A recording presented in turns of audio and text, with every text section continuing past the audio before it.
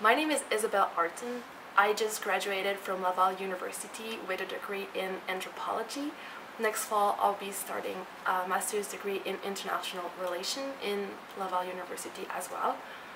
This summer, I've been interning at the Field Museum of Chicago in the Pacific Anthropology collection, and I've been working on photographing the collection of Fiji and Hawaii for the Pacific Anthropology website, as well as the database of the museum. I've been working on some short videos too for the website, and I've been working on adding content in the database too. So what I'm going to talk to you about today is Kava drinking across the Pacific.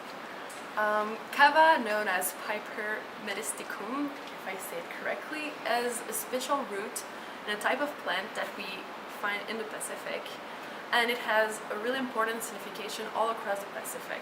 Some people drink it as a ceremonial beverage. Some other cultures will drink it for medicine because of his relaxing effect. And some other cultures, like New Caledonia for example, will drink it as a recreational drug by using kava bars known as nakama. Across the Pacific, kava is known under several names.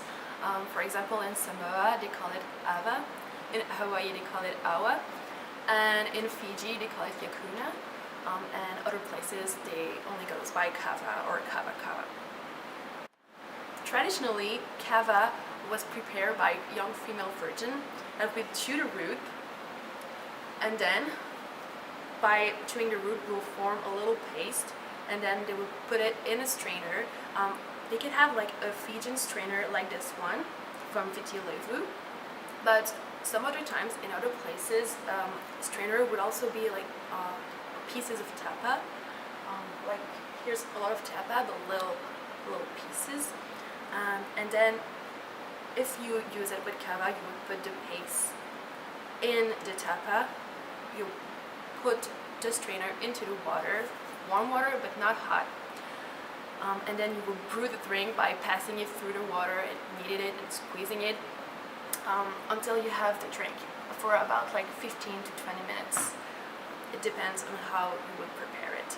For this type of strainer here, it was used differently.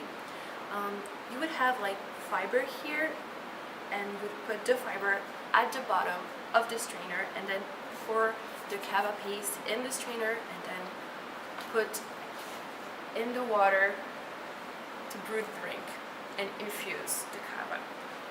Then some people would drink it with coconut shell that we have here.